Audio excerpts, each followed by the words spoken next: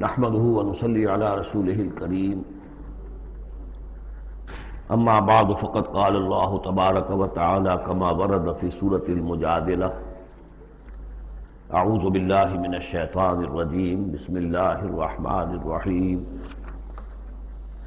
ان الذين يحادون الله ورسوله كبتوا كما كبت الذين من قبلهم وقد انزلنا آیات بینات وللکافرین عذاب مہین صدق اللہ العظیم۔ جیسا کہ میں عرض کر چکا ہوں، سورہ حدید میں اللہ تعالیٰ کے لائق دیے ہوئے نظام عدل و قسط کے قیام کو، انبیاء کرام کی بعثت، کتابوں کے نزول اور جو میزان اللہ نے عطا فرمائی ہے اس کا مقصد قرار دیا گیا۔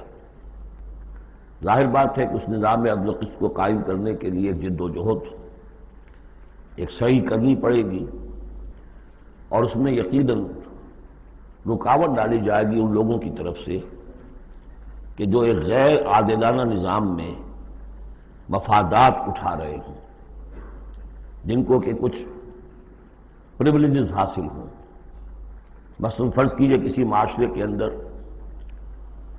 سیاسی ریپریشن ہے، جبر ہے، ظاہر بات ہے کہ وہ ڈکٹیٹر ہیں، کچھ لوگ ہیں کہ جنہوں نے دوسرے لوگوں کو دبایا ہوا ہے، وہ کبھی پسند نہیں کریں گے کہ لوگوں کو ان کے حقوق مل جائیں۔ یا کسی معاشرے کے اندر زیادہ نمایاں چیز جو ہے وہ معاشی استحصال ہے، اکنامک ایکسپلائٹیشن ہے۔ نتیجہ کیا ہوگا کہ ایک طبقہ ہوگا غرباء کا، ہیو ناٹس کا، ایک ہوگا ہیوز کا۔ وہ ہیوز والے جو ہے کبھی نہیں چاہیں گے کہ نظام بدلے، وہ رجسٹ کریں گے ٹوتھ اینڈ نیل۔ لہذا ایک کشاکش، ایک تصادم ناگزیر ہے۔ اس تصادم کے لیے دو گروہ نمایاں ہوتے چلے جائیں گے، ایک جو اللہ کے دین کے پر ایمان رکھنے والے اور جنہوں نے اپنی زندگیوں کو اس کام کے لیے وقف کر دیا ہو کہ اللہ کے دین کو نافذ کریں، دوسرے وہ کہ جو اس کی مخالفت کریں گے۔ اب ان دونوں کی کشاکش اور دونوں کے لیے علیحدہ علیحدہ عنوان ہیں جو تجویز کیے جا رہے ہیں سورہ مجادلہ میں۔ ارشاد ہوا ان الذین یحادون اللہ ورسولہ، یہ یحادون یہ بھی حدید سے ہی بنا ہے، محاددہ باب مفاعلہ، جیسے جہد سے مجاہدہ تو محاددہ مقاتلہ باب مفاعلہ، یعنی سخت مخالفت، پوری طاقت کے ساتھ مخالفت۔ یقیناً وہ لوگ جو پوری قوت کے ساتھ مخالفت کرنے پر تل گئے ہیں اللہ کی اور اس کے رسول کی، اور ظاہر بات ہے کہ اللہ اور اس کے رسول سے مراد اللہ کا دین ہے۔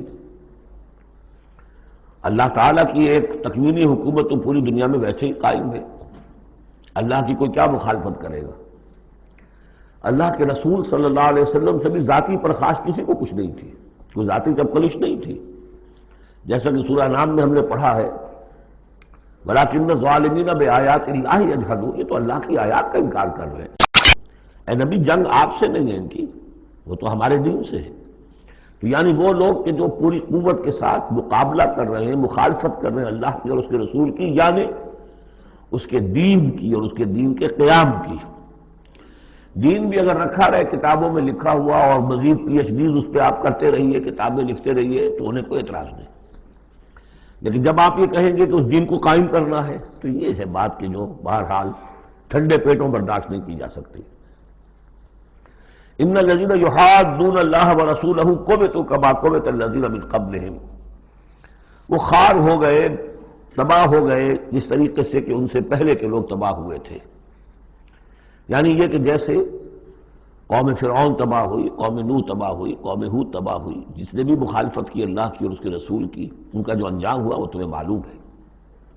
وَقَدْ أَنزَلْنَا آیَاتٍ بَيِّنَاتٍ، اور ہم اتار چکے ہیں روشن آیات، یعنی مکی صورتوں میں یہ سارے واقعات آ چکے ہیں۔ بڑی بڑی قومیں جو تم سے کہیں بڑھ کر، اے قریش اور اے عرب کے مشرکوں، تم سے کہیں بڑھ کر زیادہ طاقتور تھے، ان کو ہم نے ہلاک کیا۔ وَلِلْكَافِرِينَ عَذَابٌ مُّهِينٌ، یہ تو دنیاوی عذاب تھا جو ان پر آیا، ابھی ان کے لیے عذاب مہین جو ہے ذلت والا عذاب آخرت کے اندر ہے۔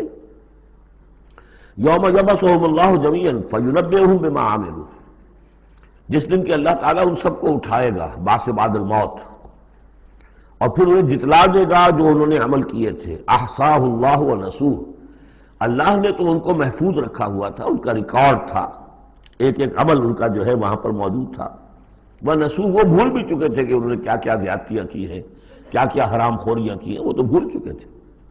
واللہ علی کل شیء شہید، اور اللہ تعالیٰ تو ہر چیز پر گواہ ہے، خود نگران ہے. الم تر ان اللہ یعلم ما فی السماوات و ما فی الارض، کیا تم نہیں دیکھتے کہ اللہ تعالیٰ تو جانتا ہے جو کچھ بھی ہے آسمانوں میں اور جو کچھ بھی ہے زمین میں. ما یکون من نجوا ثلاثۃ الا هو رابعهم، نہیں ہوتے کبھی بھی تین آدمی سرگوشیاں کرتے ہوئے مگر یہ کہ ان کا چوتھا اللہ ہوتا ہے. جماعتی زندگی میں ایک بڑا فتنہ پیدا ہو جاتا ہے کہ گروپ بندی ہو جائے، اور پھر وہ گروپس جو ہیں خفیہ جو ہے چیبے گوئیاں شروع کر دیں.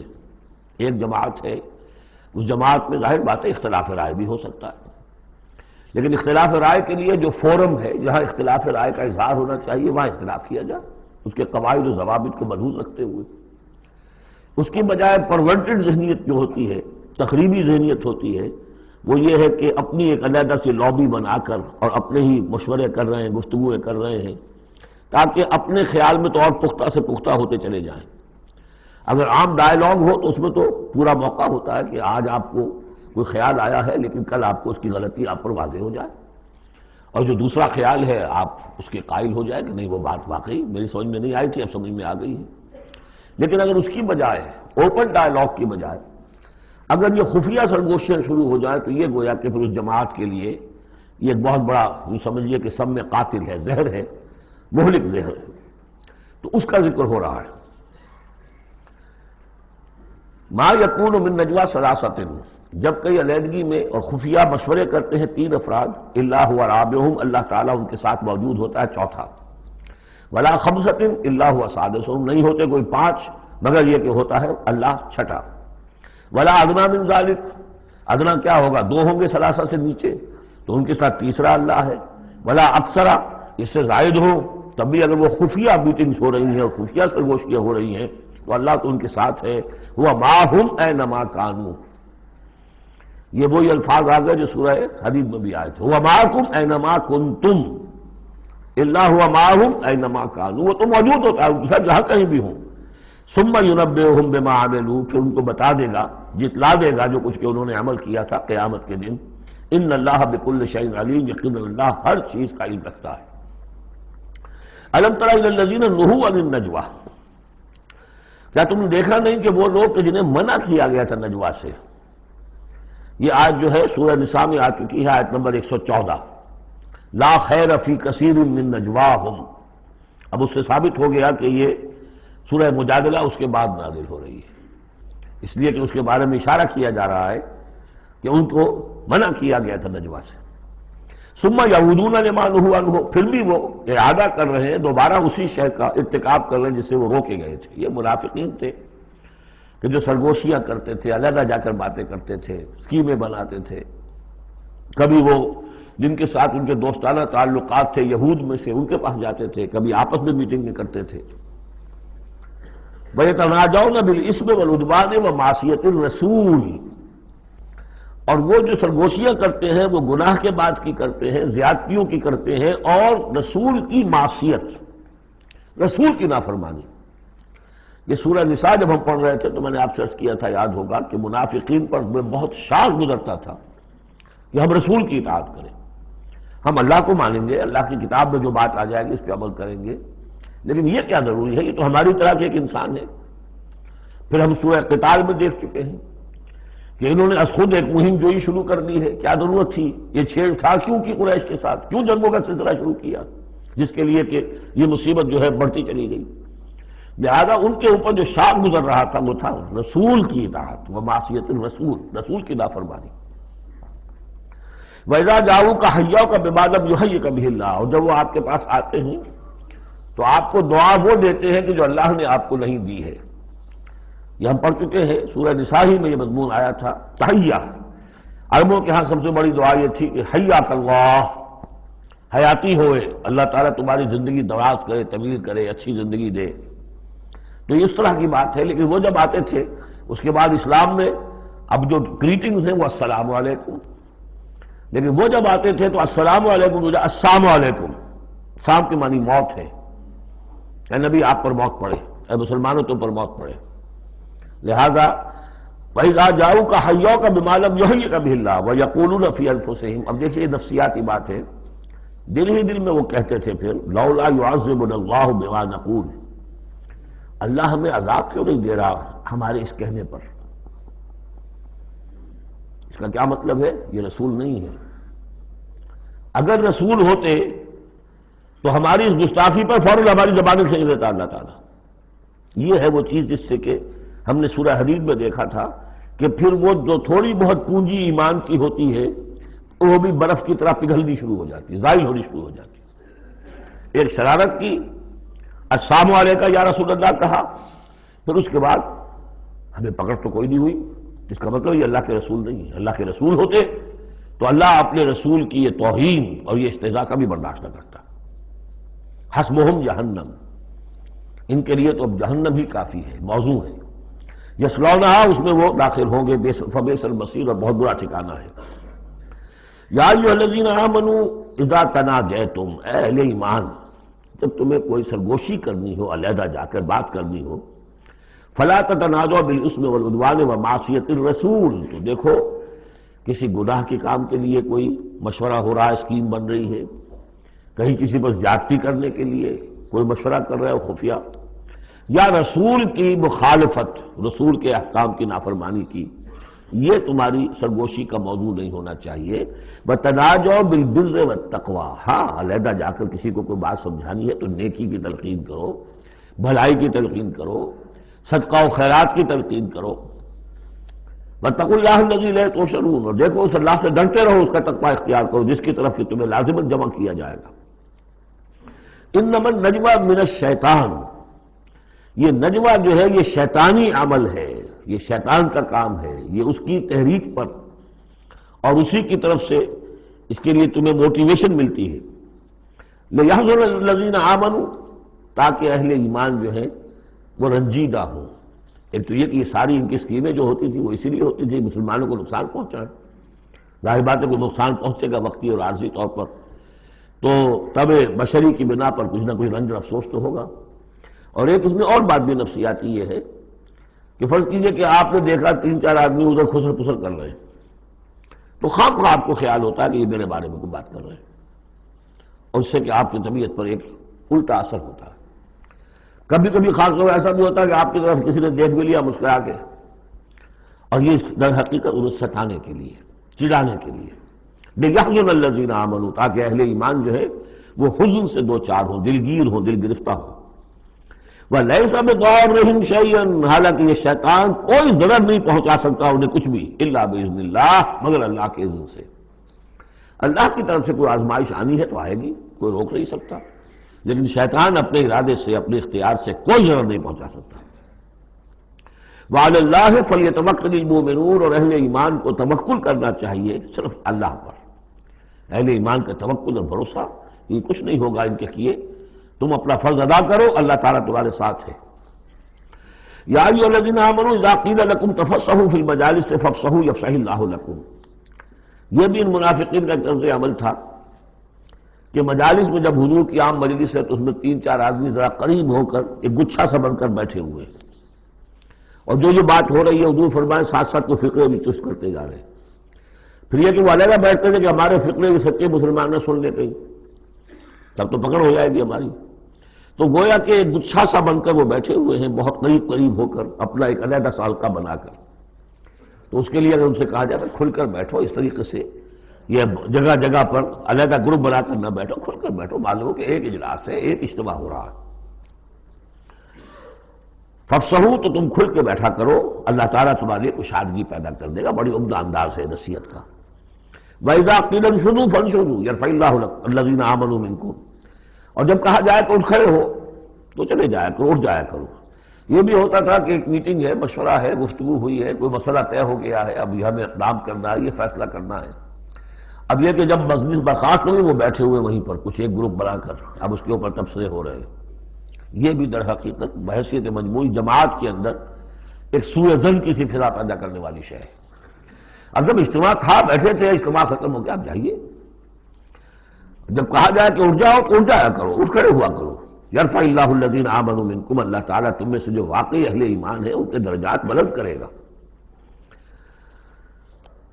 والذین اوتوا العلم درجات، اور جن کو اللہ تعالیٰ نے علم دیا ہے، حقیقی علم دیا ہے، ان کے درجات بلند کرے گا. واللہ بما تعملون خبیر، اور اللہ تعالیٰ جو کچھ تم کر رہے ہو اس سے باخبر ہے. یا ایھا الذین آمنوا اذا ناجیتم الرسول فقدموا بین یدی نجواکم صدقہ. اہل ایمان جب تم رسول سے کوئی تنہائی میں بات کرنا چاہو تو ذرا اپنی اس علیحدگی کی بات سے پہلے کو صدقہ دیا کرو.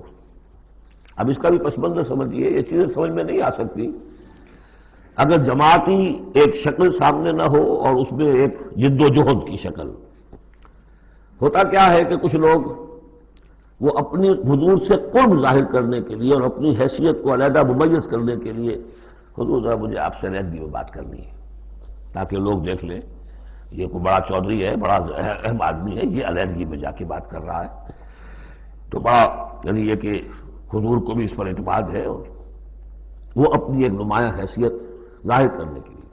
اور جو ان میں منافق تھے، جو عبداللہ ابن ابی کے بارے میں آپ کو بتا چکا ہوں کہ جب حضور جمعے کا خطبہ دینے کھڑے ہوتے تھے تو پہلے صف میں ہوتا تھا، پہلے کھڑا ہو جاتا تھا خود، اور کہہ رہے لوگوں دیکھو توجہ سے سنو، یہ اللہ کے رسول ہے، تاکہ اس کی اپنی حیثیت ایک ظاہر ہو جائے کہ وہ یہاں کا چودھری ہے.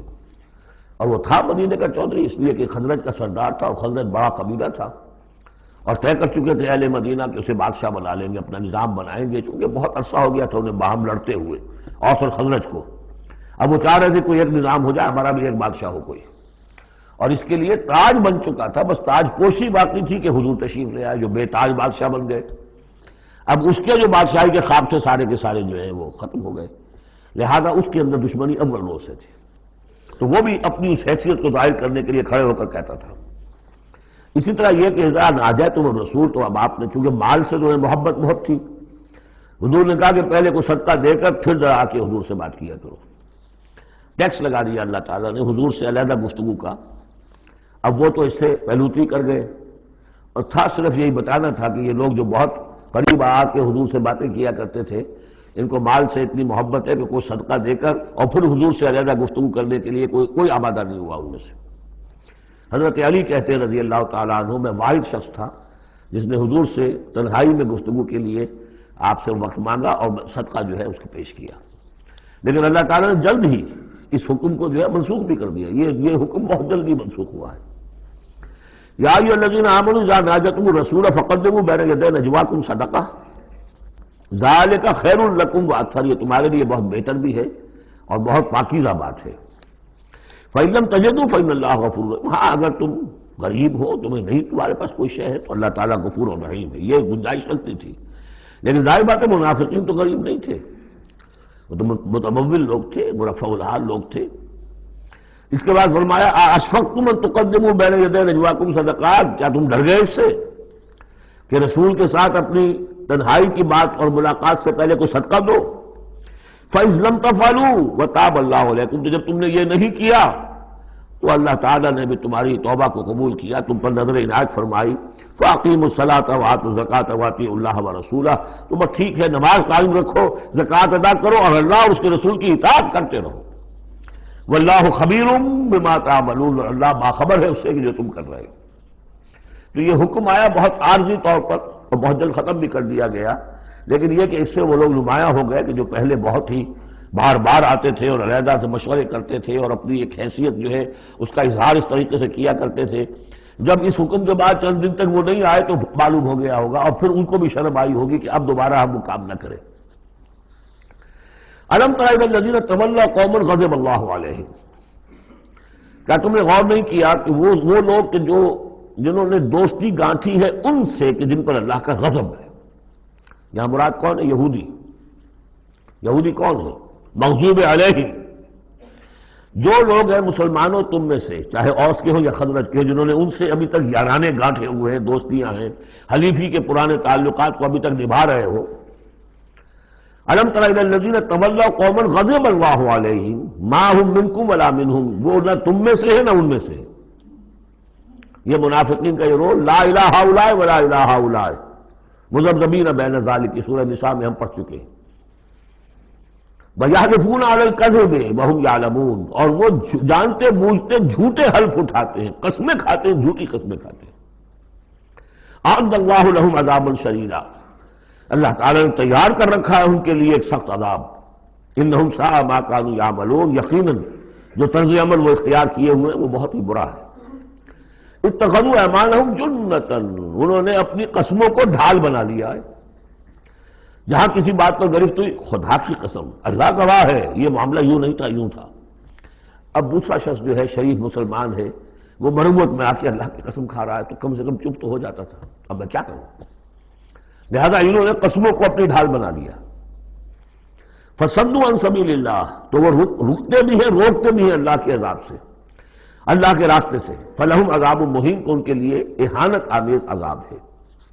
لن تغنی عنہم اموالہم ولا اولادہم من اللہ شیئا، ان کے کچھ کام نہیں آئیں گے، نہ ان کے اموال نہ ان کی اولادیں، من اللہ کے مقابلے میں کچھ بھی۔ اولئک اصحاب النار، یہ حقیقتاً جہنمی ہیں، ہم فیہا خالدون، اور اس میں ہمیشہ ہمیشہ رہیں گے۔ ایک بظاہر کون ہے؟ بظاہر تو محمد کے ماننے والے ہیں صلی اللہ علیہ وسلم۔ منافق کون تھے؟ اسلام کا دم بھرتے تھے، کہتے تھے ہم مسلمان ہیں۔ جو سورہ منافقون آئے گی اسی سلسلے میں، قسمیں کھاتے تھے، اذا جاءک المنافقون قالوا نشهد انک لرسول اللہ واللہ یعلم انک لرسولہ واللہ یشہد ان المنافقین لکاذبون۔ یہ منافق جو کہہ رہے ہیں جھوٹ کہہ رہے ہیں، حالانکہ بات تو کہہ رہے ہیں سچی ہے کہ آپ اللہ کے رسول ہیں، بات سچی کہہ رہے ہیں لیکن ہیں جھوٹے، اس لیے کہ ان کے دل میں آپ پر ایمان نہیں ہے۔ یوم یبعثہم اللہ جمیعا، جس دن کہ اللہ تعالیٰ ان سب کو اٹھائے گا، فَيَحْلِفُونَ لَهُ كَمَا يَحْلِفُونَ لَكُمْ، تو وہ اللہ کے سامنے بھی اسی طرح کی جھوٹی قسمیں کھائیں گے جیسے کہ آج تمہارے سامنے کھا رہے ہیں۔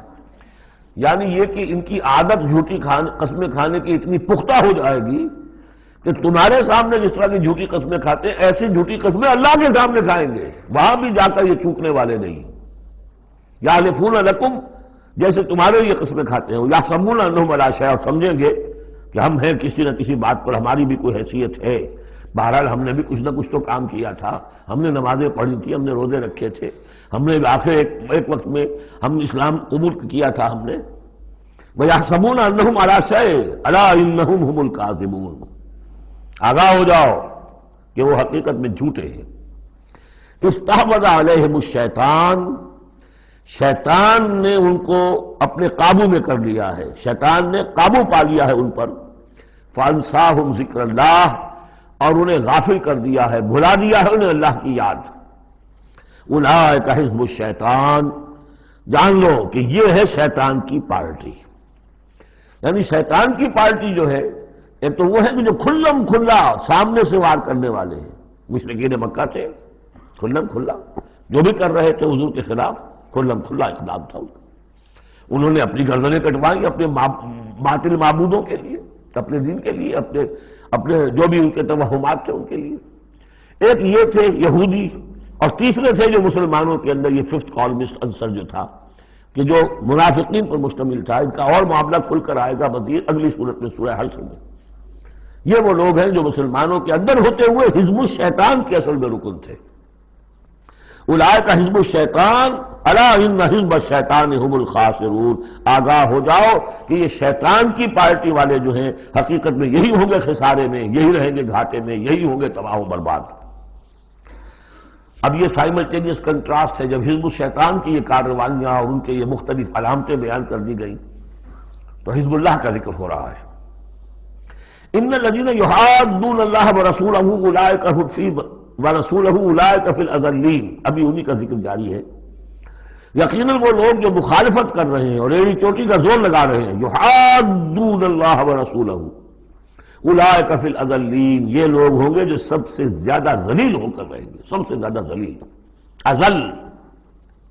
اور سمجھ لیجئے کہ یہی بات سورہ نساء میں ہے، ان المنافقین فی الدرک الاسفل من النار، یقیناً منافقین جو ہے وہ آگ کے سب سے نچلے طبقے میں ہوں گے۔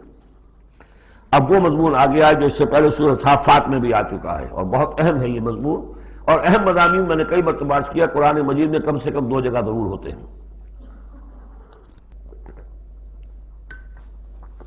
کتب اللہ لأغلبن انا ورسلی، اللہ نے طے کر دیا ہے، لکھ دیا ہے، میں لازماً میں اور میرے رسول غالب آئیں گے۔ سورہ صافات میں ہم پڑھ چکے ہیں وَلَقَدْ سَبَقَتْ كَلِمَتُنَا لِعِبَادِنَا الْمُرْسَلِينَ إِنَّهُمْ لَهُمُ الْمَنْصُورُونَ وَإِنَّ جُنْدَنَا لَهُمُ الْغَالِبُونَ۔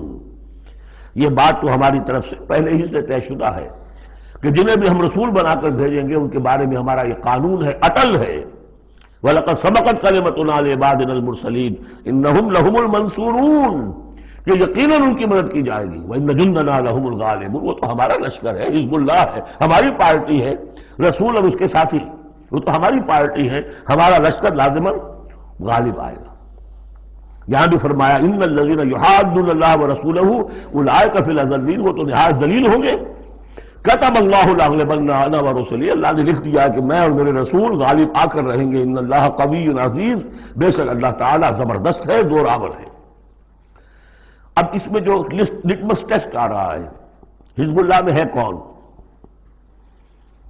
اس میں جو سب سے بڑی بات ہے وہ یہ کہ اپنے سابقہ رشتوں کو، چاہے وہ باپ ہو، بیٹا ہو، بھائی ہو، حلیف ہو، دوست ہو، اگر وہ ایمان نہیں لایا اور آپ کے ایمان کی تلوار نے آپ کے اور اس کے درمیان کے رشتے کو کاٹ دیا، تب تو آپ حزب اللہ میں ہیں، اور اگر وہ رشتہ جو ہے لگا رہا آپ کے ساتھ تو آپ حزب اللہ میں نہیں ہیں۔ لٹمس ٹیسٹ یہ ہے، یکسو ہونا۔ لا تجد قوما یؤمنون باللہ والیوم الآخر یوادون من حاد اللہ ورسولہ، تم نہیں پاؤ گے ان لوگوں کو جو حقیقتاً ایمان رکھتے ہوں اللہ پر اور یوم آخر پر کہ وہ محبت کر رہے ہیں ان سے جو مخالفت کرتے ہیں اللہ کی اور اس کے رسول کی۔ سیدھی سی بات ہے۔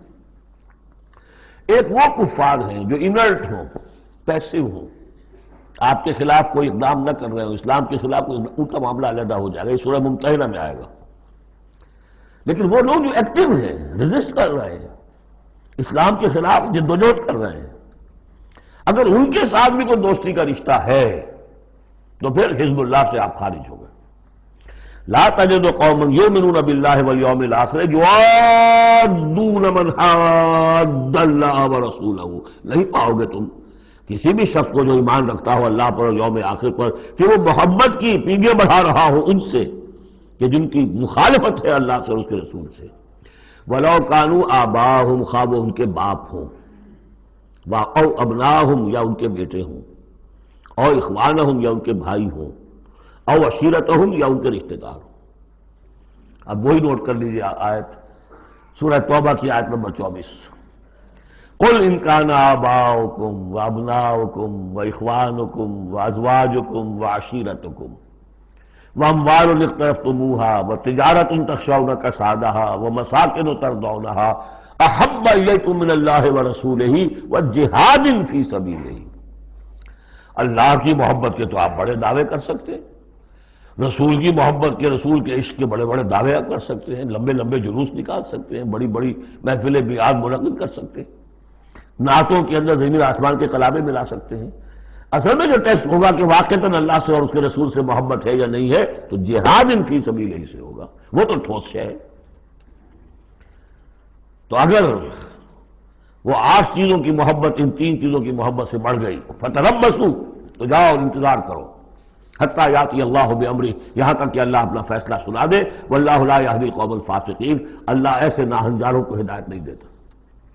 تقریباً اس کی ہم بدن آیت ہے یہ، لا تجد قوما یؤمنون باللہ والیوم الآخر یوادون من حاد اللہ ورسولہ ولو کانوا آباءہم او ابناءہم او اخوانہم او عشیرتہم اولئک کتب فی قلوبہم الایمان وایدہم بروح منہ۔ یہ وہ لوگ ہیں جن کے دلوں میں اللہ نے ایمان لکھ دیا ہے۔ لکھ دینا کسی چیز کا پختہ کر دینا، طے کر دینا، لکھ دیا ہے، نقش فی الحجر، جیسے کہ پتھر میں لکیر ہو جائے، ایسا اللہ نے اس کو لکھ دیا ہے۔ وَأَيَّدَهُمْ بِرُوحٍ مِّنْهُ، اور پھر ان کی مدد کی ہے اللہ تعالیٰ نے اپنی طرف سے، اپنے غیب کے فیض سے، روح سے۔ اب یہ روح فرشتہ بھی ہو سکتا ہے یا اللہ تعالیٰ کی طرف سے الہام بھی ہو سکتا ہے۔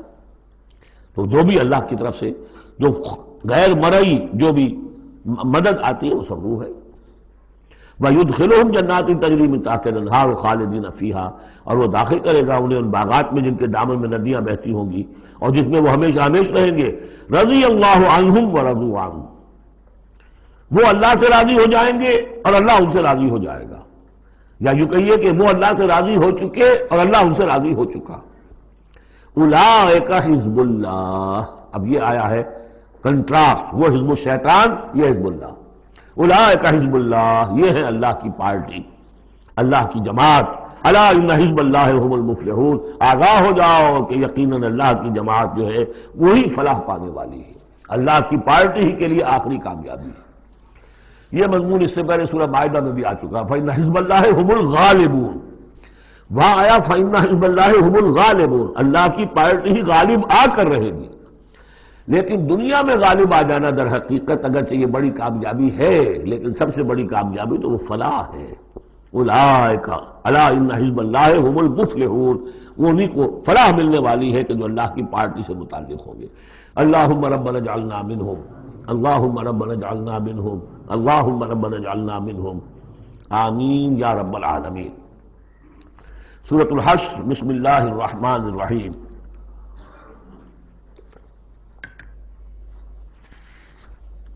سبح للہ ما فی السماوات وما فی الارض، سورہ حدید اس سے ایک لفظ میں بڑھ گیا صرف، وہاں تھا سبح للہ ما فی السماوات والارض، یہاں ما فی کا اضافہ، تسبیح کرتی ہے اللہ کی ہر وہ شے جو آسمانوں میں ہے اور ہر وہ شے جو زمین میں ہے، گویا کہ ایمفیسس بڑھ گیا۔ باقی وہی دو اسماء گرامی اللہ کے، وہو العزیز الحکیم، وہ العزیز ہے، زبردست ہے، اس کا اختیار مطلق ہے، اس میں کوئی چیکس اینڈ بیلنسز نہیں ہے، لیکن حکیم ہے، کمال حکمت والا۔ هو الذی اخرج الذین کفروا من اہل الکتاب من دیارہم لاول الحشر، اس میں اب یہ غزوہ بنی نذیر کا ذکر ہو رہا ہے۔ تین قبیلے تھے مدینے میں جب حضور تشریف لائے ہیں، بنو قینقاع، بنو نذیر، بنو قریظہ۔ سب سے پہلے ان تینوں سے معاہدہ ہو گیا۔ سب سے پہلے شرارت کی تھی غزوہ بدر کے فوراً بعد، وہ بنو قینقاع نے کی تھی۔ انہوں نے اپنے معاہدے کی خلاف ورزی کی، شرارتیں کی، تو حضور نے ان کو مدینے سے نکال دیا۔ دوسری باری آئی اس کی، یہ ہے بنو نذیر۔ غزوہ احد کے بعد، سن 3 میں غزوہ احد ہوا ہے، سن 4 میں یہ واقعہ پیش آیا ہے۔ انہوں نے، ان کا ایک سردار تھا کعب ابن اشرف، اس نے بڑی ریشہ دوانی شروع کی، قریش کے ساتھ سلسلہ جنبانی ہو رہا ہے، خود بھی گیا کسی طریقے سے، ہم تو ہماری جان ضیق میں آ گئی ہے، محمد آ گئے وہاں پر، آپ کی قوم کے لوگ ہیں، اب آپ ہی ہمیں ہماری جان ان سے چھڑائیں اور آپ لوگ حملہ کریں، ہم اندر سے مدد کریں گے۔ لہذا یہ ساری ریشہ دوانی ہو رہی تھی۔ ایک مرتبہ حضور کو بلایا، کچھ معاملات میں گفتگو کرنی ہے، جہاں بیٹھے ہوئے تھے کسی دیوار کی سائے میں نیچے، اس کے اوپر سے ایک بڑی چکی کا پارٹ جو ہے پھینکا تاکہ حضور کو ہلاک کر دے۔ تو یہ ساری ان کی طرف سے ریشہ دوانیاں ہو رہی تھیں۔ اس کے بعد بالآخر حضور نے فیصلہ کیا، ان کے خلاف اقدام کیا، ربیع الاول سن 4 میں محاصرہ کر لیا ان کا۔ 6 دن یا یہ کہ مختلف تعداد آئی ہے دنوں کی، یہ محاصرہ جاری رہا۔ ان میں ہمت نہیں ہوئی کہ یہ مقابلہ کرتے، بالآخر انہوں نے سرنڈر کر دیا اور طے یہ پایا کہ انہیں جانے کی اجازت ہوگی اور جو سامان بھی یہ یہاں سے لے جا سکے۔ تو اب یہ ظاہر بات ہے کہ ان کے مکان تھے، وہ مکان بھی وہ گرا رہے تھے، کیواڑ ہی لے جائیں، وہ جو اوپر کڑیاں لگی ہوئی ہیں وہی لے جائیں۔ تو یہ سب کے سب جو پورا قبیلہ ہے نکل گیا، جو سامان اٹھا کر لے جا سکتے تھے وہ لے گئے۔ وہ تیسرا معاملہ جو ہوا پھر وہ بنو قریظہ کا ہوا، وہ غزوہ احزاب کے بعد ہوا، وہ ہم پڑھ چکے ہیں سورہ احزاب کے اندر۔ اس طرح ایک ایک کر کے تینوں ان قبائل نے یہود کے وعدہ خلافی کی اور پھر وہ اپنے کیفر کردار کو پہنچے۔ یہ بنی نذیر کا معاملہ ہے۔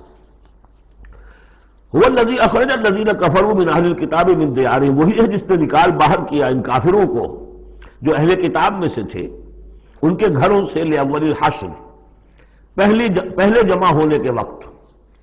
یعنی مسلمان بھی سمجھتے تھے کہ اتنی آسانی سے نہیں ہوگا معاملہ، جنگ ہوگی، یہ سامنے آئیں گے، میدان میں آئیں گے، جنگ ہوگی، خونریزی ہوگی۔ ان لوگوں کی بھی بڑی بڑکیں تھیں پہلے، تو بہت بڑکیں مارتے تھے کہ ہم یہ کر دیں گے وہ کر دیں گے۔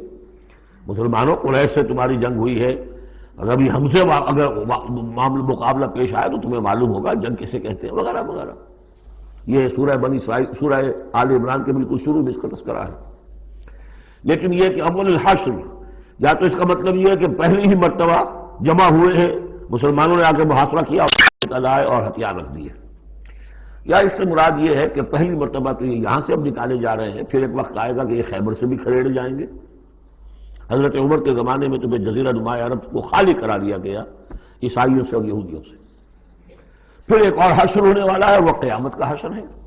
تو اول الحشر یہ ہے جو ہوا ہے، ان کے ساتھ پیش آیا۔ ما ظننتم ان یخرجوا، مسلمانوں تمہارا بھی گمان یہ نہیں تھا کہ وہ نکل جائیں گے اتنی آسانی سے۔ وظنوا، اور ان کا بھی یہ یقین تھا، انہم مانعتہم حصونہم، کہ ان کے جو قلعے ہیں وہ انہیں بچا لیں گے، ان کی حفاظت کریں گے، من اللہ، اللہ سے۔ فَأَتَاهُمُ اللَّهُ مِنْ حَيْثُ لَمْ يَحْتَسِبُوا، تو اللہ نے تو ان پر حملہ کیا وہاں سے جہاں سے انہیں گمان ہی نہیں تھا، یعنی ان کے دلوں میں رعب ڈال دیا۔ باہر سے کچھ کرنے کی ضرورت نہیں اللہ کو، اللہ نے ان کے دلوں میں خوف پیدا کر دیا۔ وَقَذَفَ فِي قُلُوبِهِمُ الرُّعْبَ، ان کے دلوں میں اللہ تعالیٰ نے رعب جو ہے وہ ڈال دیا۔ یخربون بیوتہم، اب دیکھ لو وہ خود اپنے گھر جو ہیں ان کی تخریب کر رہے ہیں، توڑ رہے ہیں، کوئی کیواڑ نکالنے کو، کچھ کھڑکی نکالنے کو، کوئی چوکٹ نکالنے کو، کوئی اور اوپر کے جو ہے کڑیاں اور شتیر لے جانے کے لیے۔ یخربون بیوتہم بایدیہم، اپنے ہاتھوں سے بھی تخریب ہو رہی ہے، وایدی المومنین، اور اہل ایمان کے ہاتھوں سے بھی۔ فاعتبروا یا اولی الابصار، تو اے آنکھوں والو عبرت حاصل کرو۔ یہ گویا کہ سنایا جا رہا ہے بنو قریظہ کو بھی، جب تم رہ گئے ہو، ایک رہ گیا، عبرت حاصل کرو۔ وَلَوْلَا أَن كَتَبَ اللَّهُ عَلَيْهِمُ الْجَلَاءَ، اگر اللہ تعالیٰ نے پہلے سے یہ لکھ نہ دیا ہوتا کہ ان کو جلا وطن کیا جائے گا، لَعَذَّبَهُمْ فِي الدُّنْيَا، تو انہیں اور سخت عذاب دیتا دنیا کی زندگی میں۔ وَلَهُمْ فِي الْآخِرَةِ عَذَابُ النَّارِ، اور آخرت میں تو ان کے لیے آگ کا عذاب ہے ہی۔ ذَلِكَ بِأَنَّهُمْ شَاقُّوا اللَّهَ وَرَسُولَهُ، یہ اس لیے کہ انہوں نے اللہ اور اس کے رسول سے مخالفت کی، زندم زندہ کی۔ وَمَن يُشَاقِّ اللَّهَ فَإِنَّ اللَّهَ شَدِيدُ الْعِقَابِ، اور جو اللہ کے ساتھ، تو اس کے ساتھ زندم زندہ کرے، اللہ کے ساتھ اللہ کی مخالفت پر کمر کس لے، تو تم سمجھ لو کہ اللہ تعالیٰ تو پھر سزا دینے میں بہت سخت ہے۔ مَا قَطَعْتُم مِّن لِینَةٍ أَوْ تَرَكْتُمُوهَا قَائِمَةً عَلَىٰ أُصُولِهَا، جو بھی تم نے لینا، یہ ایک خاص قسم کے کھجور کا درخت ہوتا تھا لینا، ان کے جو یہ گڑھیاں تھیں، ان کے جو مکان تھے، حویلیاں تھیں، ان کے چاروں طرف جو ہے کھجوروں کے اس طرح کی بار سی جیسے لگی ہوئی تھی، ایک طرح کی فصیل کھجوروں کا درخت ڈھلے۔ تو جب مسلمانوں نے محاصرہ کیا تو بعض جگہوں سے انہوں نے کھجور کے یہ درخت کاٹے، اس لیے کہ حملہ کرنے کے لیے پھر کھلی جگہ چاہیے تھی۔ تو انہوں نے پھر پروپیگنڈا بنایا، اسکینڈل بنا دیا، دیکھو یہ اللہ کے رسول بنے پھرتے ہیں اور یہ اہل ایمان، اور یہ درخت کاٹ رہے ہیں۔ تو یہاں اللہ تعالیٰ نے اہل ایمان کے اس اقدام کی طرف اس کا جواز عطا فرمایا ہے کہ یہ تم نے صحیح کیا، تو غلط کام نہیں کیا۔ مَا قَطَعْتُم مِّن لِینَةٍ أَوْ تَرَكْتُمُوهَا، تم نے جو بھی وہ کھجور کے درخت کاٹے یا جو بھی تم نے چھوڑ دیے انہیں، قائمۃ علی اصولھا، جو اپنی جڑوں پر کھڑے ہوئے ہیں اب بھی، فبإذن اللہ، یہ سب اللہ کے اذن سے ہوا ہے۔ یعنی اللہ کے رسول صلی اللہ علیہ وسلم نے اگر نہیں روکا ہے تو ان کا نہ روکنا گویا کہ اللہ کی طرف سے اس کی ایک منظوری اور اس کی طرف سے اللہ تعالیٰ کی طرف سے امپلائڈ جو ہے اس کی سینکشن ہے۔ مَا قَطَعْتُم مِّن لِینَةٍ أَوْ تَرَكْتُمُوهَا قَائِمَةً عَلَىٰ أُصُولِهَا فَبِإِذْنِ اللَّهِ وَلِيُخْزِيَ الْفَاسِقِينَ، اور یہ اس لیے تھا تاکہ فاسقوں کو اللہ تعالیٰ رسوا کرے اور ذلیل و خوار کرے۔ اب اس سورہ مبارکہ کا یہ ایک اہم ترین مضمون آ رہا ہے، اور وہ ہے فے کا مال۔ مال غنیمت جب جنگ ہو اور جنگ کے نتیجے میں جو بھی مال ملے وہ مال غنیمت ہے، اس کا حکم سورہ انفال میں آ چکا۔ خمس جو ہے 5واں حصہ اللہ اور اس کے رسول کے لیے اور رسول کے قرابت داروں کے لیے اور مسکینوں کے لیے اور وابن السبیل اور مسافر کے لیے، 4 حصے تقسیم ہو جائیں گے مجاہدین کے مابین جنہوں نے جنگ میں حصہ لیا، اور ان میں سے جو سواری والے ہوں گے دوہرا حصہ، اور جو پیدل ہوں گے انہیں اکیلا۔ یہاں اب ذکر ہو رہا ہے کہ جنگ کی نوبت نہیں آئی، لہذا یہ مال فے ہے، یہ غنیمت نہیں ہے، یہ مال فے ہے، اور یہ کل کا کل اللہ اور اس کے رسول کا ہے۔ گویا کہ اس میں کسی کو بھی مسلمان کو کوئی حصہ نہیں ملے گا سوائے اس کے کہ جو اللہ کا رسول کسی کو فقیر کو غریب کو مسکین کو دینا چاہے وہ الگ بات ہے۔ وما افاء اللہ علی رسولہ، اور جو مال کے ہاتھ لگا دیا ہے اللہ نے اپنے رسول کے، منہم ان سے یعنی بنو نذیر سے، فما اوجفتم علیہ من خیر ولا رکاب، تو دیکھو اے مسلمانوں تم نے ان پر نہیں دوڑائے نہ اپنے گھوڑے نہ اونٹ، ولیکن اللہ یسلط رسلہ علی من یشاء، یہ تو اللہ کی حکمت ہے، مشیت ہے، اس کی قدرت ہے، اللہ تعالیٰ مسلط کر دیتا ہے اپنے رسولوں کو جس پر چاہتا ہے۔ یہ خاص قدرت خدا بندی سے کہ اللہ نے ان کے دلوں میں رعب ڈال دیا، انہوں نے خود آ کے سرنڈر کر دیا، تو تمہیں تو جنگ کرنے کی نوبت پیش نہیں آئی، لہذا یہ مال غنیمت نہیں ہے۔ وعلیٰ کل شیء، واللہ علیٰ کل شیء قدیر، اللہ تعالیٰ ہر چیز پر قادر ہے۔ اب یہ حکم آ رہا ہے، ما افاء اللہ علی رسولہ من اہل القریٰ، جو مال بھی ہاتھ لگا دے اللہ اپنے رسول کے ان تمام بستی والوں سے، فللہ وللرسول ولذی القربى والیتامى والمساکین وابن السبیل، اس کا جو مصرف ہے وہ یہ کہ اللہ اور اس کا رسول، اس سے مراد ہے اسلامی ریاست، پھر رسول کے اپنے اخراجات، اپنی ازواج مطہرات کا دار نفقہ، اپنا جو ذمہ داریاں ہیں معاشرتی، پھر رسول کے قرابت دار، ظاہر بات ہے ذی القربیٰ جو ہے وہ عام آدمی کے بھی قرابت دار ہیں، ان کے ساتھ حسن سلوک ہوتا ہے، تو رسول کے بھی تو قرابت دار ہیں، اور رسول کا کوئی اور ذریعہ معاش تو ہے نہیں۔ والیتامى والمساکین وابن السبیل، باقی اس کے علاوہ جو بھی مستحق ہیں، فقراء ہیں، غریب ہیں اور ان کے لیے محتاج ہیں، کہ لا یکون دولۃ بین الاغنیاء منکم، اور یہ اہم ترین اسٹیٹمنٹ آف آبجیکٹیوز ہے، مقصد کیا ہے، کہ لا یکون، تاکہ ایسا نہ ہو کہ دولت تمہارے امیروں ہی کے مابین چکر لگاتی رہے۔ یعنی ظاہر بات ہے کہ اب جو لوگ بھی جو جنگ میں حصہ لیا ہے، جن کے پاس گھوڑے بھی تھے اور اونٹ بھی تھے، اب ان کو دگنے حصے مل جاتے سارے اس مال میں سے، تو گویا کہ جو لوگ پہلے ہی سے کچھ مرفع الحال ہیں، جن کے پاس پہلے ہی کچھ ہے، انہی کی طرف مال اور بڑھ رہا ہے، اور جو بیچارے غریب ہیں وہاں کے، وہ گویا کہ اس سے ان کی غربت کے ازالے کی کوئی شکل نہیں ہو پائے گی۔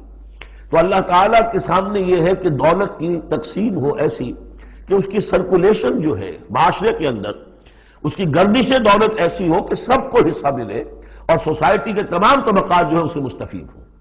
کہ لا یکون دولۃ بین الاغنیاء منکم، تاکہ ایسا نہ ہو کہ یہ دولت، یہ سرمایہ، یہ مال تمہارے امیروں ہی کے مابین گردش میں رہے۔ اس کی ایک سادہ سی مثال میں دیتا ہوں کہ ایک کروڑ پتی کی بیٹی لاکھوں روپے کا جہیز لے کے ایک کروڑ پتی کے بیٹے کے گھر چلی گئی، گویا کہ وہ لاکھوں روپے کے جہیز نے گردش تو کی، لیکن ایک کروڑ پتی سے نکل کے دوسرے کروڑ پتی کے ہاں چلی گئی۔ یہ دولت گردش کر رہی ہے اسی ایک اونچے طبقے کے اندر، انہی کے اندر جو ہے گردش ہو رہی، گردش ہے بھی اگر تو ان کے مابین۔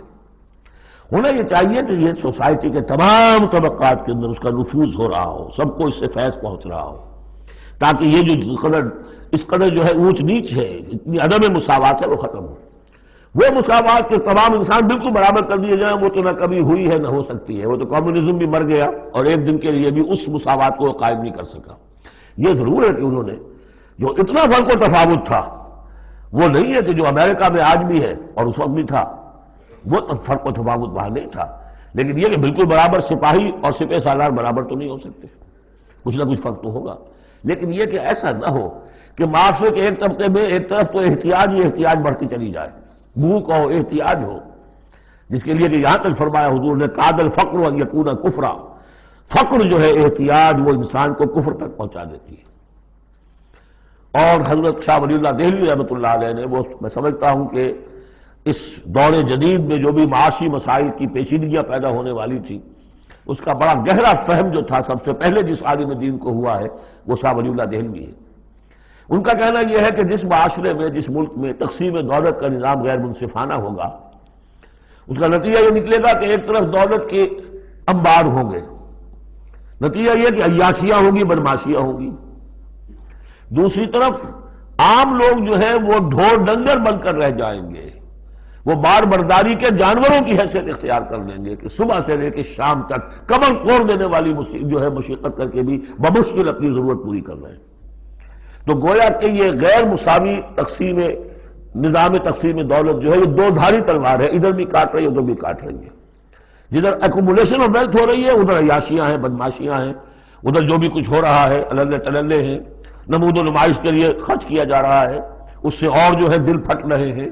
کسی بڑے سیٹ صاحب کی بیٹی کی شادی ہے اور پوری کوٹھی بقعہ نور بنی ہوئی ہے، ایک ایک پتے کے ساتھ انہوں نے لگا رکھا ہے ایک ایک بل، اور دوسری طرف اس سیٹ کا کوئی نہ کوئی شوفر بھی ہے، کوئی اس کا کھانا پکانے والا ہے، کوئی چوکیدار ہے، کوئی مالی ہے، اور اس کے گھر میں بچی جو ہے بوڑھی ہو رہی ہے اور اس کا ہاتھ پیلا نہیں ہو سکتا، اس لیے کچھ نہیں ہے اس کے پاس۔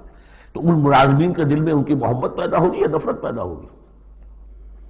انما یرید الشیطان ان یوقع بینکم العداوۃ والبغضاء، شیطان تو چاہتا ہے تمہارے مابین دشمنی اور بغض کے جذبات پیدا کرے، اور وہ پیدا ہو رہے ہیں۔ دوسری طرف فقر ہے، کاد الفقر ویکون کفرا، تو اس میں یہ ہے کہ ضرورت ہے کہ لا یکون دولۃ بین الاغنیاء منکم، نظام ایسا ہونا چاہیے کہ منصفانہ عادلانہ تقسیم ہو دولت کی، اور اس طرح سے مستقل طبقات بن کر نہ رہ جائے۔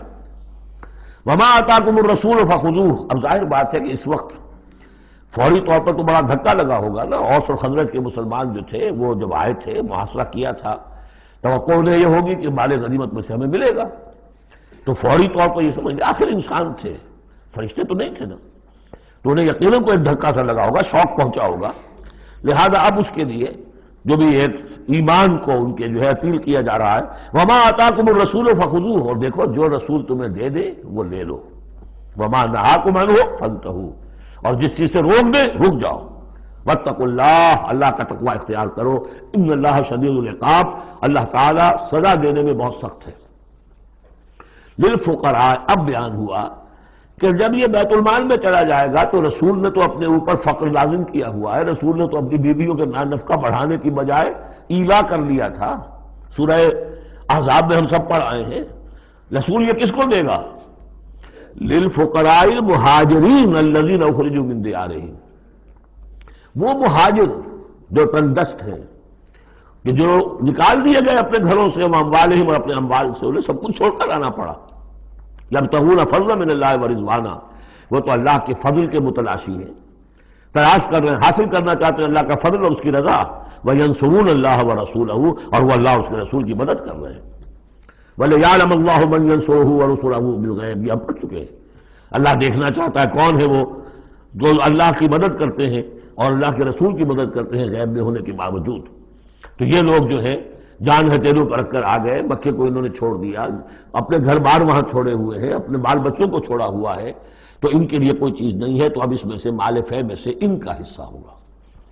للفقراء المہاجرین الذین اخرجوا من دیارہم واموالہم ویبتغون فضلا من اللہ ورضوانا وینصرون اللہ ورسولہ اولئک هم الصادقون، یقیناً وہ لوگ سچے ہیں، انہوں نے اپنا سچا ہونا ثابت کر دیا، صادق الایمان ہونے کا ثبوت دے دیا۔ والذین تبوؤا الدار والایمان من قبلہم، اور جو لوگ گھروں میں آباد تھے اور جن کو پاس ایمان بھی تھا ان سے پہلے، یعنی ان کے آنے سے پہلے، یعنی انصار مدینے میں جو پہلے سے آباد تھے اور ان کے دلوں میں بھی ایمان پیدا ہو چکا تھا، وہ جب یہ مہاجرین آئے ہیں تو ان کا طرز عمل کیا تھا؟ جن کے دلوں میں ایمان تھا، یحبون من ہاجر الیہم، انہوں نے قطعاً گراں نہیں محسوس کیا کہ یہ ہجرت کر کے لوگ آ گئے ہیں، ہماری معیشت پر بوجھ بن جائیں گے، ہمارے لیے جو ہے یہ آبادی جو ہے اتنی بڑی اور بڑھ رہی ہے، ان کے پاس کوئی دولت نہیں ہے، سرمایہ نہیں ہے، کوئی انویسٹمنٹ نہیں کر سکتے، تو بجائے اس کے کہ وہ یہ محسوس کریں کہ ہمارے اوپر تو یہ بہت بڑا بوجھ آ گیا، یحبون من ہاجر الیہم، وہ تو محبت کرتے ہیں ان سے جنہوں نے ہجرت کی ہے، ان کی طرف آئے ہیں ان کے ہاں، ولا یجدون فی صدورہم حاجۃ مما اوتوا، اور وہ نہیں پاتے اپنے سینوں کے اندر کوئی بھی حاجت، کوئی تنگی اس چیز پر کہ جو انہیں دی جا رہی ہے، کہ انہیں کیوں دیا جا رہا ہے، نہیں ہوگا، اس لیے کہ ان کے دلوں میں ایمان ہے، اللہ تعالیٰ نے ان کو ایمان کی دولت سے بہرہ ور کیا ہے۔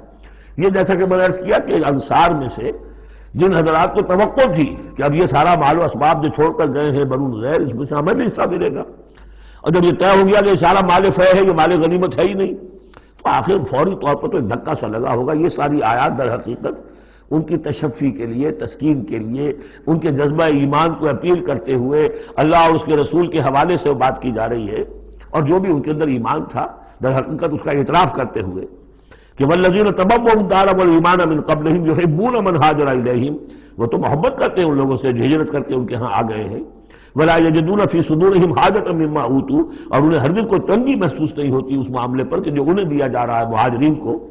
وَيُؤْثِرُونَ عَلَىٰ أَنفُسِهِمْ وَلَوْ كَانَ بِهِمْ خَصَاصَةٌ، اور وہ تو اپنے اوپر ترجیح دیتے ہیں دوسروں کو خواہ ان کے اپنے اوپر تنگی ہو. یعنی انصار بھی سب کے سب جو ہے وہ دولت مند تو نہیں تھے، ان میں بھی غریب بھی تھے، لیکن یہ کہ چاہے وہ خود تنگ دست ہوں لیکن یہ کہ وہ دوسروں کو ترجیح دیتے ہیں. انہوں نے اپنے مہاجر بھائیوں کے لیے ایثار کیا ہے، قربانی کی ہے. ایثار جو ہے اس کے معنی ہوتی ہے ترجیح کرنا، کسی کو مقدم رکھنا. یؤثرون علی انفسہم ولو کان بہم خصاصہ، اپنے اوپر ان کو ترجیح دے رہے ہیں اگرچہ ان کے اپنے ہاں بھی تنگ دستی ہے، خواہ ہو ان کے ہاں تنگ دستی. وَمَنْ يُوقَ شُحَّ نَفْسِهِ فَأُولَٰئِكَ هُمُ الْمُفْلِحُونَ، اور یقیناً جو کوئی بھی بچا لیا گیا اپنے جی کے لالچ سے وہ وہی ہے کہ جو فلاح پانے والے. یہ ترغیب و تشویق ہے انصار کے لیے کہ جن کو گویا کہ اس مال فے سے ان آیات کی روح سے بالکل محروم قرار دے دیا گیا، الا یہ کہ ان کے ہاں جو یتامہ ہو مساکین ہو ان کے لیے تو ظاہر بات ہے کہ وہ حصہ موجود ہے. اب جو آیت آ رہی ہے اس حصے کی وہ یہ ہے، بہت عظیم آیت اس پہلو سے ہے کہ اسی سے استدلال کیا حضرت عمر نے رضی اللہ تعالیٰ عنہ ہماری تاریخ کے ایک بہت اہم موقع پر، جبکہ خاصا اختلاف بھی اس میں پیدا ہو گیا تھا. پہلے وہ موقع سمجھ لیجئے جب حضرت عمر کے دور خلافت میں عراق فتح ہو گیا، شام فتح ہو گیا، ایران فتح ہو گیا، مصر فتح ہو گیا. تو فرٹائل کریسنٹ کہلاتا ہے مڈل ایسٹ کا، بہت زرخیز علاقہ. درمیان میں تو اگرچہ عراق کے اور شام کے ایک بڑا صحرا ہے لیکن ایک کریسنٹ پاتا ہے، بہت فرٹائل ایریا. اب یہ جو مجاہدین تھے، صحابہ کرام کتنے تھے؟ چند ہزار. ان کی طرف سے مطالبہ ہوا کہ یہ ساری زمینیں یہ مال غنیمت ہے، 1/5 رکھیے بیت المال کے لیے، 4/5 ہمارے اندر تقسیم کر دی. اگر ایسا ہو جاتا تو تاریخ انسانی کی عظیم ترین جاگیرداری پیدا ہو جاتی، پورا ملک تقسیم ہو جاتا چند ہزار صحابہ کے اندر. اس سے بھی آگے بڑھ کر اس میں امپلائڈ یہ بھی تھا کہ ان ملکوں کی تمام آبادی ہماری غلام ہے، تقسیم کر دیجیے انہیں. مال غنیمت میں جو غلام آتے تھے وہ تقسیم ہوتے تھے کہ نہیں؟ لونڈیاں آتی تھی تو غنیمت تقسیم ہوتی تھی کہ نہیں؟ یہ اتنا بڑا مسئلہ تھا. حضرت عمر رضی اللہ تعالیٰ عنہ نے اس پر غور کیا اور ان کی رائے یہ ہوئی کہ یہ جو مال ہے یہ مال فے شمار ہوگا، مال غنیمت نہیں. مال غنیمت صرف وہ ہوگا جو کسی جنگ میں مارکے کے عین مقام پر جو چیز ملے گی، جو تلواریں دشمن کے ہاتھ سے آپ کے ہاتھ لگ گئیں، زرہیں ہیں اور سامان ہے، یا بھیڑیں بکریاں ہیں، ان کے بھی تو راشن ساتھ ہوتے تھے کہ نہیں، گھوڑے ہیں، اونٹ ہیں، یا وہاں جو پی او ڈبلیوز ہوں گے جو وہاں گرفتار ہوں گے، جو لڑنے والے، یا عورتیں اگر وہاں ساتھ ہوں گی وہ کنیزیں بنائی جائیں گی. تو جو محاذ جنگ پر جو مال آئے گا وہ تو غنیمت ہے. لیکن پورا ملک، اب جنگ تو ایک ہوئی ہے، نہاوند کی جنگ ہوئی ہے یا فلاں کسی اور کی جنگ ہوئی ہے، تو اس کے نتیجے میں تو پورا کا پورا ملک جو ہے کسی کے قبضے میں آ گیا. ساری حکومت جو تھی ابراہیم لودھی کی، پانی پت کی جنگ کے اندر وہ ہارا اور ساری حکومت جو ہے وہ اب بابر کی ہو گئی. تو اگر اس طرح کا کوئی معاملہ اس وقت سمجھا جاتا تو اب سارے کے سارے لوگ غلام اور ان کی عورتیں کنیزیں، جو چاہیں کریں. اب اس پر جب حضرت عمر کی یہ رائے ہوئی اور اس کے لیے دلیل یہ لائے تھے کہ انہوں نے فرمایا کہ یہ جو فے کا حکم چلا آ رہا ہے اس میں ایک تو فرمایا گیا ما افاء اللہ علی رسولہ من اہل القری فللہ وللرسول ولذی القربى والیتامى والمساکین وابن السبیل. اگلی آیت میں فرمایا للفقراء المہاجرین الذین اخرجوا من دیارہم واموالہم. اسی کے ساتھ جوڑا انہوں نے اس آیت کو والذین جاؤوا من بعدہم، جو اور بعد میں آئیں گے. اب یہ ظاہر بات ہے کہ یہ آج تو جتنے چند ہزار مسلمان تھے انہوں نے فتح کر لیا، اب اتنی بڑی امت ہے جو مسلمان بعد میں آئیں گے، اس کا مطلب ان کا تو کوئی حصہ رہا ہی نہیں. یہ بیت المال کے حصہ کی ملکیت قرار پائیں گی ساری زمینیں، تاکہ یہ امت مسلمہ کی ایک کلیکٹیو ملکیت ہو، collective ownership of the whole Muslim امہ، تاکہ اس سے جو بیت المال کے اندر خراج آئے گا اس خراج سے تمام مسلمانوں کی بہبود، اور یہ کہ اللہ کے دین کی آگے نشر و اشاعت، اس کا ایک مکمل نظام، اور جو ہماری حدیں ہیں تو سرحدوں کے اوپر جو ہے فوجی پہرا، اس کے لیے باقاعدہ فوج رکھنا، اس کے لیے مسلسل جو ہے آمدنی چاہیے، اس سب کے لیے حضرت عمر نے کہا کہ یہ مال فے قرار پائے گا ان لوگوں کی اس آیت کی روح سے، کہ اس میں حق صرف انہی کا نہیں ہے کہ جو اس وقت ہیں، والذین جاءوا من بعدہم، وہ جو لوگ ان کے بعد آئیں گے ان کا بھی اس کے اندر حق ہے۔ اس آیت سے انہوں نے استدلال کیا رضی اللہ تعالی عنہ۔ اور یہ بھی میں آپ کو بتا دوں کہ صحابہ میں سے بڑے اہم صحابہ نے حضرت عمر سے اختلاف کیا، ان کا نہیں یہ مال غنیمت تقسیم کیجیے۔ پھر یہ کہ ایک باقاعدہ جو ہے ایک کمیشن بنایا گیا، اس میں کچھ اوس کے، کچھ انصار اور کچھ جو ہے خزرج کے، ان کو ایک کمیشن بنایا گیا، انہوں نے غور کیا، سب کی بات سنی، اور پھر حضرت عمر رضی اللہ تعالیٰ عنہ کی رائے کے مطابق انہوں نے فیصلہ دیا، اور اسی پر پھر اجماع ہو گیا۔ اور اس سے اب مسلمان ممالک کے اندر جو اراضی ہیں ان کی دو مستقل قسمیں بن گئی ہیں، ایک اراضی عشری، ایک اراضی خراجی۔ عشری اراضی ان مسلمانوں کی قرار پائی اور اس علاقے کے مسلمانوں کی قرار پائی جو بغیر لڑے بھڑے ایمان لے آئے، جیسے مدینے کے لوگ۔ حضور نے مدینے کو فتح تو نہیں کیا بلکہ وہ تو خود لے کر آئے حضور کو، تو وہاں کی زمینیں انہی کے قبضے میں رہیں۔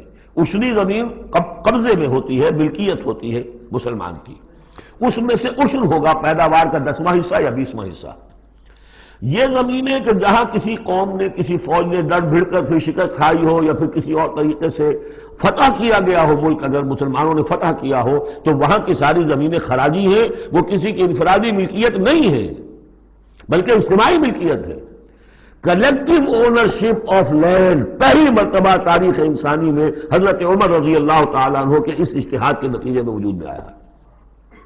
کلیکٹیو اونرشپ آف لینڈ، یہ کسی کی انفرادی ملکیت نہیں ہے۔ جو ملک بھی فتح کیا گیا ہے بزور شمشیر طاقت کے ساتھ، اس کی زمینیں خراجی ہیں، عشری نہیں ہے، یعنی وہ مسلمانوں کی اجتماعی ملکیت ہے، انفرادی نہیں ہے۔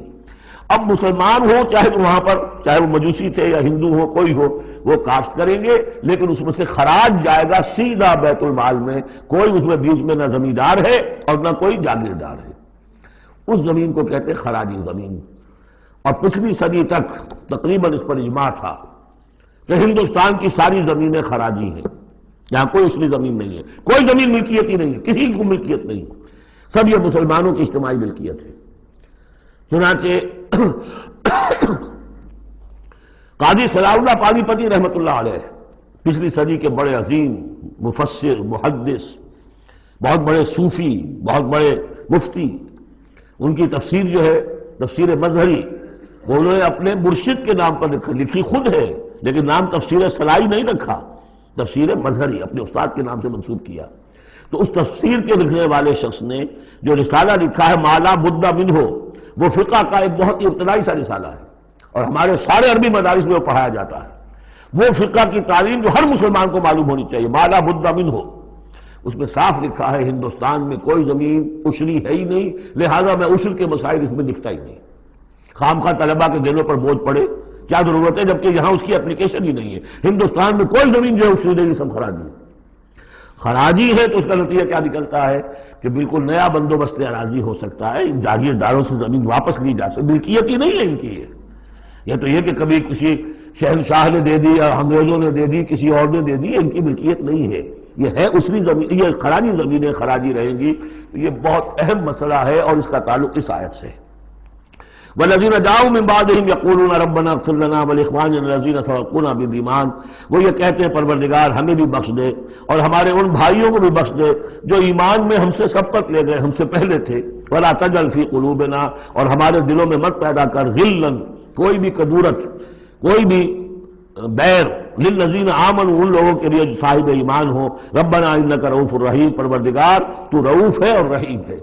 بارک اللہ لی ولکم فی القرآن العظیم ونفعنی وإیاکم بالآیات والذکر الحکیم۔